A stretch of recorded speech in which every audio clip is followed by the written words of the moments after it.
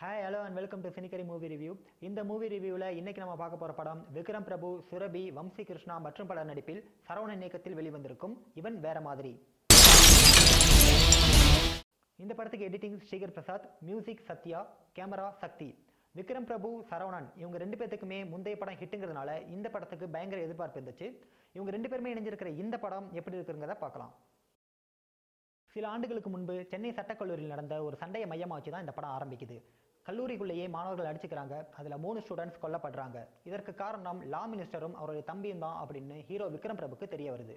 அமைச்சர் எப்படியாவது பதவியிலிருந்து தூக்கணும்னு பிளான் பண்ணுற விக்ரம் பிரபு 15 நாள் பரோலில் வெளிவந்திருக்கிற அவர் தம்பியை கடத்திடுறாரு.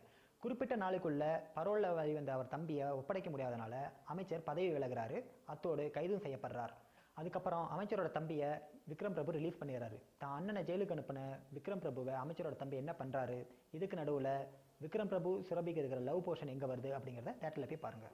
கும்கி படத்தில் வில்லேஜ் கேரக்டரில் வந்த விக்ரம் பிரபு இந்த படத்தில் சிட்டி கேரக்டரில் வராரு. அதுவும் அவருக்கு கச்சிதமாக பொருந்தது. லவ் சீன் ஆகட்டும், ஆக்ஷன் சீன் ஆகட்டும் ரொம்பவே நல்லா பண்ணியிருக்காரு. அடுத்ததாக வில்லன் வம்சி கிருஷ்ணா, அவரும் அவருக்கு கொடுத்த ரோலை கரெக்டாக பண்ணியிருக்காரு. படத்தோட திரைக்கதையும் பெரிய பலம். எங்கேயும் எப்போதும் படம் மாதிரியே இந்த படத்தையும் ரொம்பவே சுவாரஸ்யமாக கொடுத்துருக்காரு இயக்குனர் சரவணன். அடுத்த பெரிய பலம் படத்தோட டெக்னீஷியன்ஸ். ஸ்ரீகர் பிரசாத்தோட எடிட்டிங்கும் சரி, சத்யாவோட மியூசிக்கும் சரி, சக்தியோட கேமராவும் சரி இந்த படத்தை இன்னமும் சுவாரஸ்யமாக காட்டுது. படத்தில் பெரிய குறை எதுவும் இல்லைனாலும் கமர்ஷியல் படத்துக்கே உண்டான லாஜிக் மிஸ்டேக்குகள் இந்த படத்துலையும் அங்கங்கே இருக்குது. ரொம்பவே எதிர்பார்ப்போட வெளிவந்திருக்கிற இந்த படம் கிட்டத்தட்ட அந்த எதிர்பார்ப்பை பூர்த்தி செஞ்சிருக்குன்னே சொல்லலாம். இந்த படத்துக்கு என்னோட ரேட்டிங் 3.5 அவுட் ஆஃப் 5. கண்டிப்பாக இந்த படத்தை தேட்டரில் போய் பாருங்கள்.